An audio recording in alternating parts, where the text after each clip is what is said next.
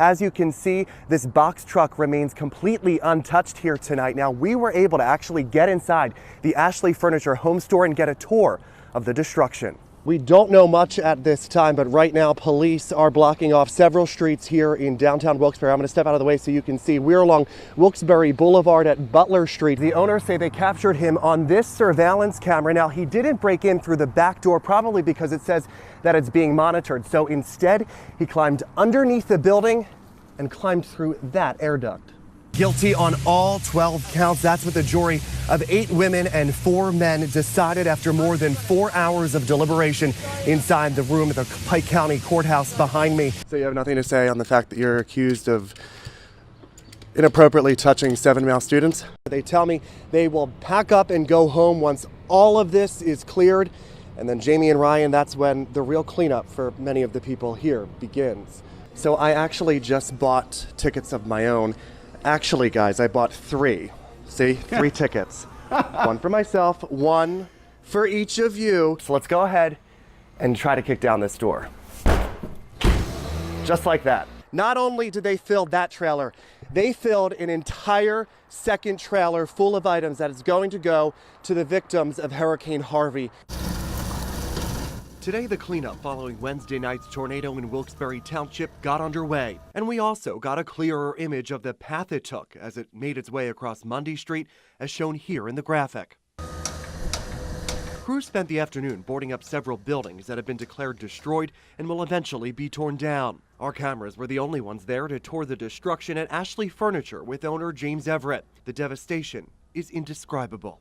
The tornado went through the center of our building, dead center.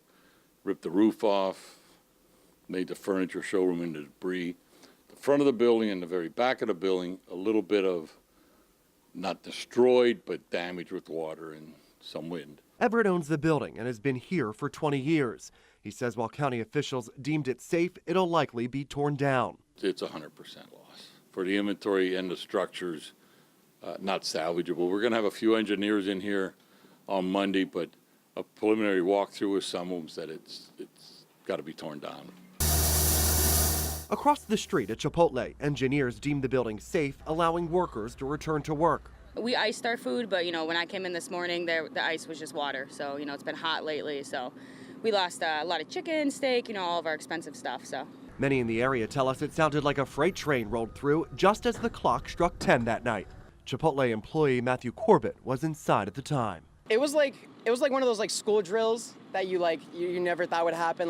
Get down here, get under the desk, get under here. We didn't know where to go. So my other manager was like, hey, we all need to go either in the office or we need to go in the bathroom. So, it was a real drill. We went in the office, we all hid there, we all locked the door. Thank God nobody was here because I don't know, there would have been severe casualties without any question if it would have been 3 hours earlier. And while this is Everett's flagship store, he does have several others in the area and says that despite the damage to this Wilkes-Barre Township location, it will be business as usual at the other locations and orders will not be affected. So some good news there. Reporting live tonight in Wilkes-Barre Township, I'm Brian Sheehan, Fox 56 News, 1st to 10. Brittany O'Gurkis spent 4,015 days in the foster care system here in Luzerne County. And tonight, in a revealing conversation, she opens up to explain how she believes children and youth failed her every one of those days. It took my trust, it broke my heart, it hurt me, and I had to suffer, and I shouldn't have had to suffer. I would have rather off stayed where I was. Brittany O'Gurkis' nightmare began on a summer morning about 15 years ago, when a children and youth caseworker showed up to her Wilkes-Barre home. She asked where our parents were and that she's going to take us to McDonald's. Brittany says she and her 4 siblings grew up poor and never ate at the popular fast food chain. Excited for a special treat, they piled into the caseworker's car. But instead of going to McDonald's, she took them to Luzerne County Children and Youth Services. We were in there for about a few hours, and then a caseworker came in and said that we were going to a different home for temporarily. But as Brittany would later realize, it wasn't temporary. With her siblings scattered in foster homes throughout the county, Brittany and her youngest sister ended up at what she calls an abusive home in Hunlock Creek. I went there thinking I was going to return home and that, we were all going to be together. And then I was going to get McDonald's and I didn't, and here I was being tortured in this home and they didn't want to listen and they didn't want to, I don't know if they wanted to help, but they didn't help. Brittany says she and her sister told the caseworkers about the abusive conditions and were met with false promises.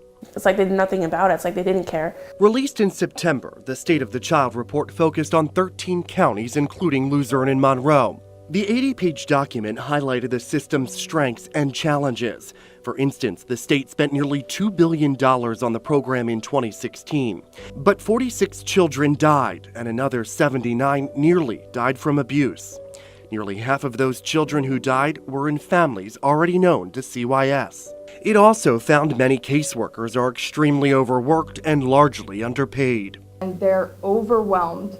They don't know how to handle those situations. It's one of the most, in my opinion, most dangerous jobs for such a small amount of salary.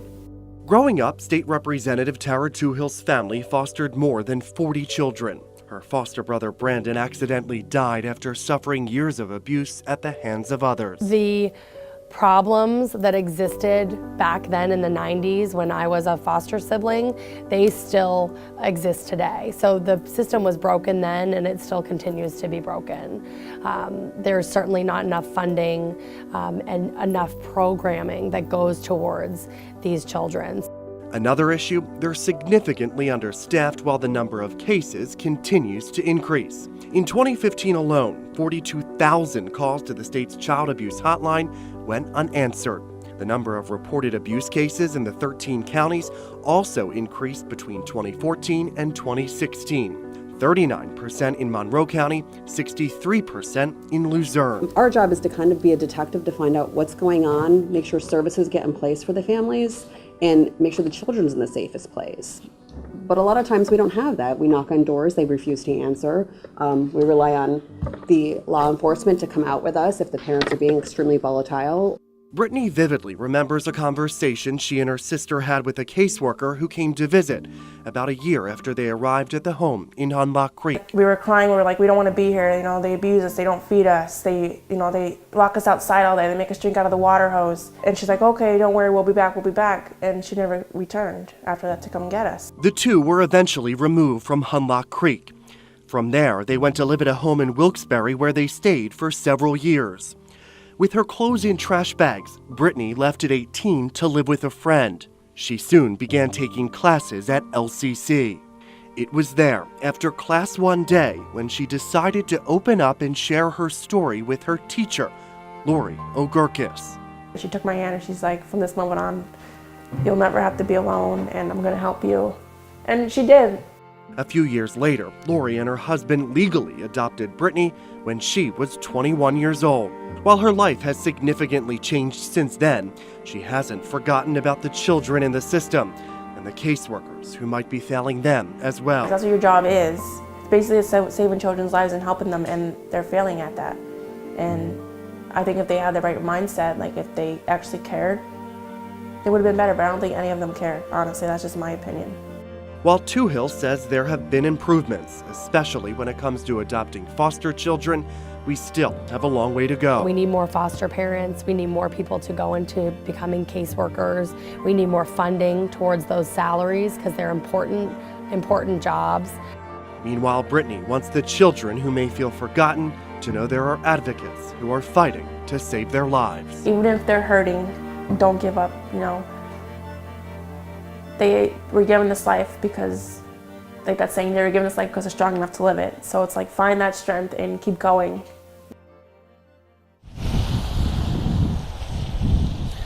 Now, Brittany says that she leads in a happy life with her adoptive family and hopes to adopt children of her own one day. In the days leading up to this story, we also received many messages and calls from you sharing your own stories of concern with children and youth, and we are committed to looking into each and every one of them. Reporting live tonight in Wilkes-Barre, Brian Sheehan, Fox 56 News, First at 10. It's no secret the state's foster care system is broken. Last year, Auditor General Eugene DePasquale said so himself in his State of the Child report. In November, we introduced you to Brittany O'Gurkas, who spent years in the system and was remarkably adopted when she was 21 years old. After that story aired, many of you began flooding our phones and inboxes with your own stories. We have a baby that passed away in children and youth, and she has one that was beaten by the foster father. You haven't stopped since. I'm just at my wit's end, and I really need help. The overwhelming response from you made us wonder if something bigger was going on. So we've spent the past 7 months researching, interviewing, and documenting. But before we share more of your stories, we need to go back to the beginning. Child law attorney Frank Cervone says the foster care system in the U.S. dates back to the 1800s. The child welfare system, as we know it in the U.S., is a public function that was taken over from a variety of private entities like churches and social service organizations. And it's always been the case that the community has stepped up to take care of its kids in need. You may be familiar with Judy Fisher. She helped unravel the Kids for Cash scandal after judges Mark Chivarella and Mike Conahan were charged in connection to putting her niece Amanda Laura into the system. Fisher says it's still happening, except this time she's dubbed it custody for cash. What is custody for cash? That's where the children are, same thing, being trafficked through the system. Fisher believes countless children in Pennsylvania and maybe even around the country are being moved through the system for money. It all started with a phone call while she was at the Kids for Cash movie premiere in New York City. He told me horrific stories of what's going on in children and youth. Fisher was exhausted from the events her family went through, but she was also interested. So she started attending support group meetings and was surprised to see hundreds of families meeting at a church in Scranton. And they were telling the same story. They were saying that their children were taken on false accusations and they couldn't get their kids back. Before CYS removes kids from a home, they must show parents assigned documents, and the parents, by law, must turn their kids over.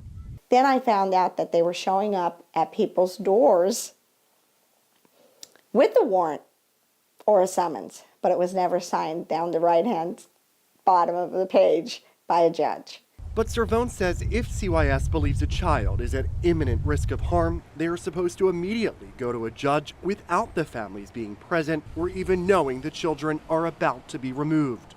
If the judge approves the removal of that child, then they execute an order. Sometimes that order is signed, and sometimes it's verbally executed over the phone.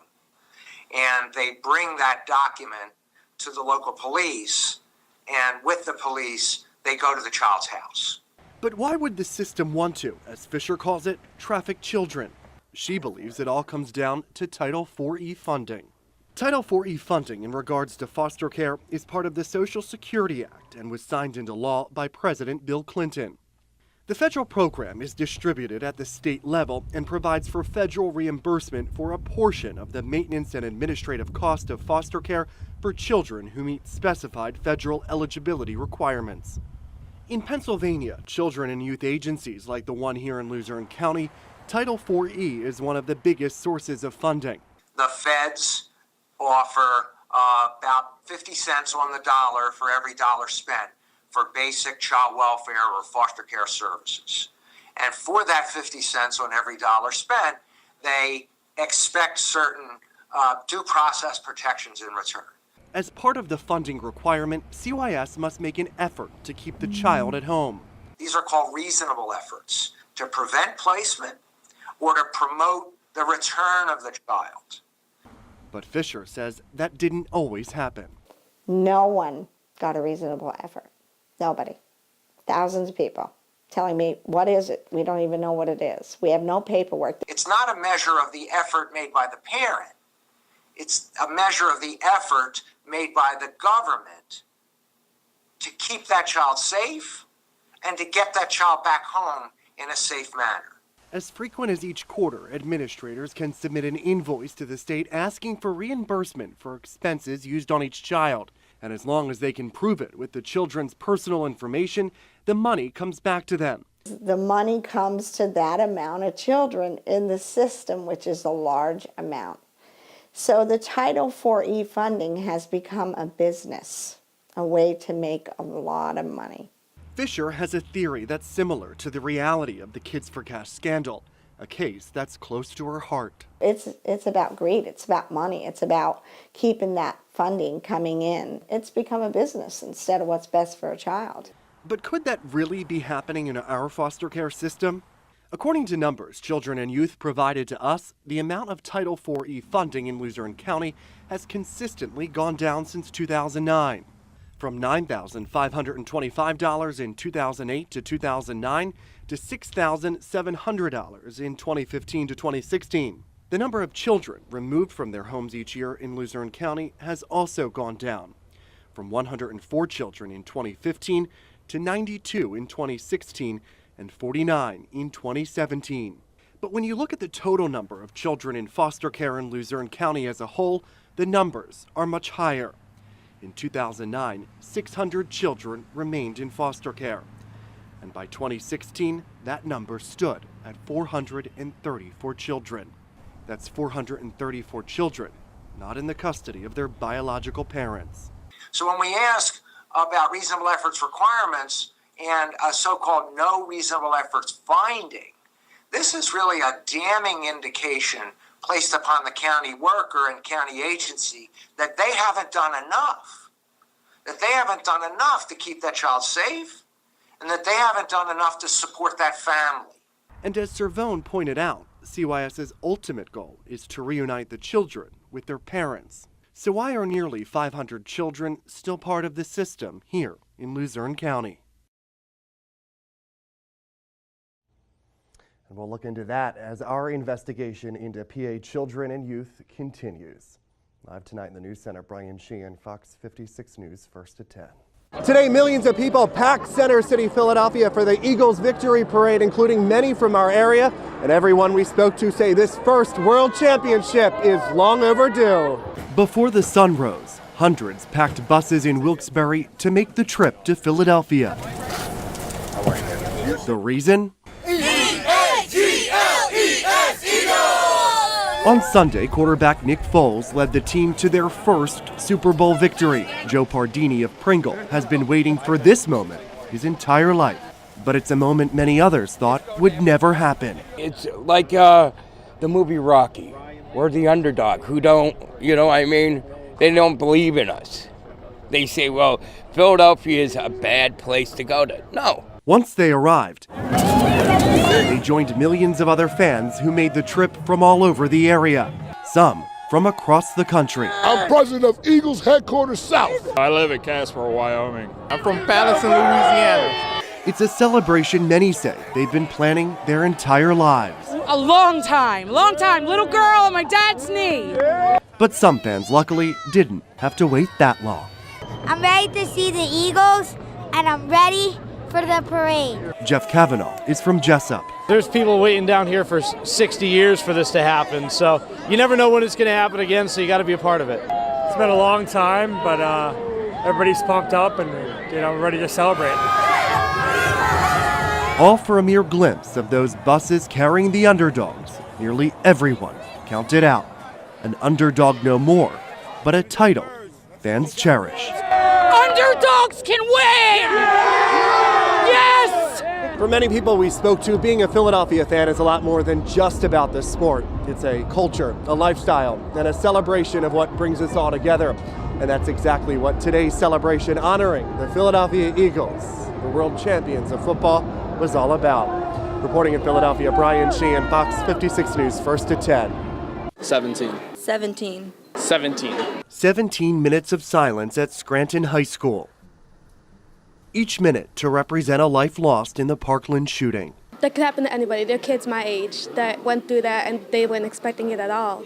And it could happen to any of us here or anywhere. Many can't vote yet or make their own legal decisions. But today they and scores of others across the country took part in an unprecedented nationwide movement. We're here to show the students that they're not alone and that we're here to support and that we believe in what they believe in and that we're a big community in general. They want to see stricter gun laws. Obviously there's a problem going on recently and something has to be done about it.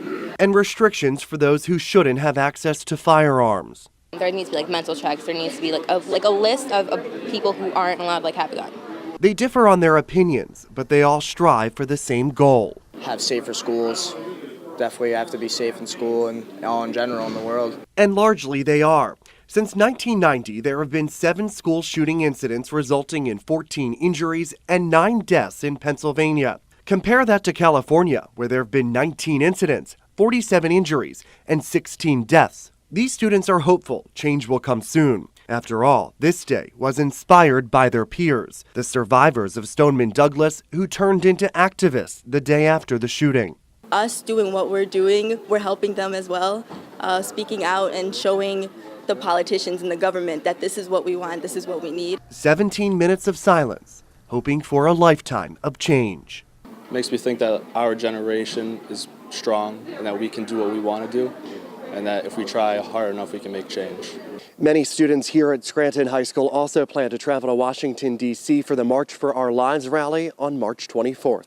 In Scranton, Brian Sheehan, Fox 56 News, First at 10.